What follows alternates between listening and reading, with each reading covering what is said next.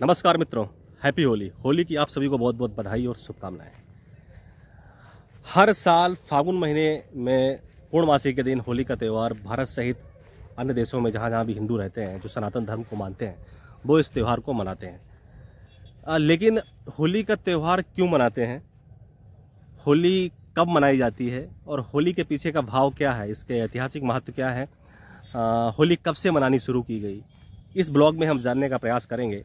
लेकिन आज तक क्या हम लोगों ने कभी इस बारे में, शायद कुछ लोगों को पता भी होगा, लेकिन जिनको नहीं पता है, मुझे लगता है अपने बच्चों के साथ इस तरह की कहानियां जरूर शेयर करनी चाहिए हम सभी को।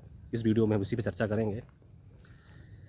देखिए, होली का त्यौहार सिर्फ खुशी और रंगों तक सीमित नहीं है, इसके पीछे ऐतिहासिक, पौराणिक और सांस्कृतिक कहानियाँ छिपी हुई हैं।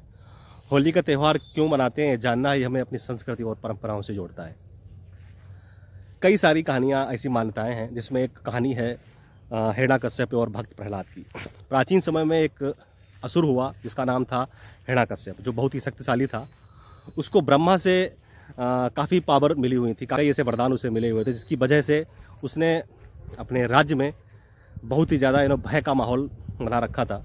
और उसने अपनी प्रजा को यह आदेश दिया कि वह ईश्वर की पूजा न करके उसकी पूजा करें। जनता ने उसकी पूजा शुरू कर दी, लेकिन उसका एक पुत्र था प्रहलाद। प्रहलाद ने अपने पिता की बात नहीं मानी और वो श्री हरि नारायण का अनन्य भक्त था और वो उनकी पूजा करता था। उसने अपने पिता की पूजा करने से साफ इनकार कर दिया। इसको लेकर हिरण्यकश्यप बहुत परेशान हुआ। उसने कई ऐसे प्रयास किए प्रहलाद को मारने के, चाहे फिर वो पहाड़ों से, पर्वतों से फेंक कर उसे मारना हो, नदी में डुबोकर मारना हो। कई ऐसे प्रयास किए गए जिसमें वो असफल रहा और अपने भक्त की सदैव, जैसे भगवान रक्षा करते हैं, भक्त प्रहलाद की श्री हरि नारायण लगातार रक्षा करते रहे। अंत में उसने अपनी बहन होलिका को यह जिम्मेदारी दी। होलिका को एक वरदान प्राप्त था कि वो अग्नि उसे जला नहीं सकती। तो उसने योजना बनाई कि वो प्रहलाद को गोद में बिठाएगी और उसके बाद में वो अग्नि स्नान करेगी, जिस वजह से अग्नि में वो तो जलेगी नहीं, भक्त जो है, प्रहलाद जो है, वो जलकर राख हो जाएगा। लेकिन हुआ ठीक इसके उल्टा। होलिका जलकर राख हो गई और भक्त प्रहलाद की दोबारा से श्री हरि नारायण ने रक्षा की। यानी कि अच्छाई की जीत हुई और बुराई की हार हुई। और तभी से होलिका दहन किया जाता है। उसके अगले दिन होली वगैरह या रंग वगैरह खेले जाते हैं। एक दूसरे को जो है अबीर गुलाल लगाया जाता है, खुशियाँ बांटी जाती हैं। इसके पीछे की मान्यता ये है कि श्री कृष्ण और राधा जो है गोपियों के साथ रंग खेलते थे और उनका रंगों के प्रति प्रेम था कि इतना लोकप्रिय प्रेम हुआ कि आज भी मथुरा और वृंदावन, बरसाना में कई दिनों तक जो है होली के त्यौहार के समय रंग खेला जाता है। अगर होली का ऐतिहासिक हम चर्चा करें कि होली का ऐतिहासिक महत्व क्या है, तो मुगल काल में भी इतिहासकारों के अनुसार अकबर के समय, जहांगीर के समय में भी हिंदू मुस्लिम साथ साथ में जो है वो होली खेलते थे, रंग खेलते थे। भक्ति काल में सूरदास, नंददास, कबीर ऐसे संत हुए हैं जिन्होंने इस होली ऐसे त्यौहार को अध्यात्म से जोड़ा है। इसका ये तो ऐतिहासिक महत्व है। और अगर हम इसका वैज्ञानिक महत्व की बात करें तो एक तो ये जो त्यौहार है वो ऐसे समय पे आता है, फागुन महीने में, यानी कि मार्च और अप्रैल के समय आता है। और इस समय जो सर्दी है उसका समापन हो चुका होता है, गर्मी आने वाली होती है। यानी कि इस समय कुछ ऐसी नई बीमारियां, फीवर, वायरल वगैरह होते हैं, बहुत तेज़ी से बढ़ रहे होते हैं।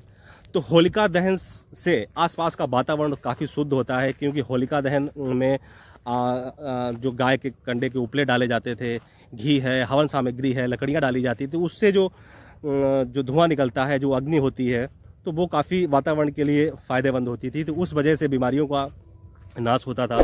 तो यह इसका एक वैज्ञानिक महत्व है। अपने बच्चों को इन चीज़ों के बारे में ज़रूर बताएं। साथ साथ में पहले जब रंग खेला जाता था वो प्राकृतिक कलर हुआ करते थे, जो हमारे लिए बहुत लाभदायक तो होते ही थे। साथ साथ हमारी स्किन जो है, स्किन पे लगाने से नुकसान नहीं बल्कि फ़ायदे होते थे। आज के समय में जो कलर आते हैं वो थोड़े से हानिकारक हो सकते हैं हमारे आप के लिए, आँखों के लिए, स्किन के लिए भी। तो इसका एक वैज्ञानिक महत्व है, ऐतिहासिक महत्व है। होली के पीछे का भाव की अगर हम बात करें, एकमात्र ऐसा त्यौहार है साल भर में हमारे आपके बीच में छोटी मोटी कहा सुनी, तू में हो जाती है, लेकिन ये त्यौहार ऐसा है जब साल भर में एक बार आता है तो हम एक दूसरे से गले मिलते हैं, मिठाइयाँ बांटते हैं, एक दूसरे को रंग लगाते हैं। तो एक ऐसा मौका होता है कि शायद वो पुरानी जो भी इशूज़ हैं, जो भी ईर्ष्या दोष हैं, उनको हम मिटा देते हैं। कहीं न कहीं ये सामाजिक समानता और समाज में जो भी छोटी मोटी बुराइयां हुई हैं उनको दूर करने का एक अच्छा माध्यम ये त्यौहार है। साथ साथ में इसमें कोई छोटा बड़ा नहीं है, कोई निर्धन नहीं है, कोई धनी नहीं है, कोई जाति धर्म वर्ग वाले लोग नहीं है, क्योंकि अगर कोई रंग लगा रहा है तो वो जाति धर्म देख के तो लगाएगा नहीं। अगर उसने रंग लगा दिया तो बदले की भावना ये होती है कि इसमें रंग दूसरे को भी लगाया जाता है। तो एक अच्छी बात है, दूसरे के बीच में जो गैप है, जो सामाजिक दूरियां बनी हैं वो कम होती हैं। तो यह त्यौहार ये भी माध्यम से भी कहीं ज़्यादा महत्वपूर्ण है। लेकिन फिर भी हमारे धर्म में जो भी त्यौहार हैं वो कहीं न कहीं उनका सिर्फ एक सांस्कृतिक और परंपराओं पर ही निर्भर नहीं है, बल्कि उनका वैज्ञानिक महत्व है, उनका सामाजिक महत्व है। और ये होली का त्यौहार भी एक ऐसा त्यौहार है, मुझे लगता है हम सबको समाज में एक साथ जोड़ने का प्रयास करता है। और हम सबको अपनी छोटी मोटी इश्यूज़ को बुलाकर, अगर आपको लगता है कि किसी से कोई बातचीत हुई है तो ये मौका है, गले लगाओ, रंग लगाओ, मिठाइयाँ बांटो। और सामने वाले को भी ये सोचना चाहिए। अगर आप ये सोचते रहो कि वो आगे बढ़े तो हम नहीं आगे बढ़, वो नहीं बढ़ रहा है तो हम क्यों बढ़े, मुझे लगता है इस स्टेप को अवॉइड करके आगे बढ़ना चाहिए और इन छोटे मोटे इश्यूज़ को भुलाकर मिलना चाहिए। त्यौहार बनाए हमारे धर्म इसीलिए गए हैं, कोई न कोई उनके पीछे की वजह है। होली के त्यौहार के हर रंग के पीछे कोई न कोई कहानी छिपी हुई है। उसमें हमारे समाज में जो भी छोटे मोटे ईर्ष्या-द्वेष हैं, जो दूरियां बढ़ती हैं, उन सबको नज़दीक लाने का एक अच्छा उत्तम प्रयास हमारे त्योहारों के माध्यम से होता है। मिलते हैं अगले वीडियो में, तब तक के लिए बहुत बहुत धन्यवाद। जय हिंद, हैप्पी होली। होली की बहुत बहुत बधाई और शुभकामनाएं।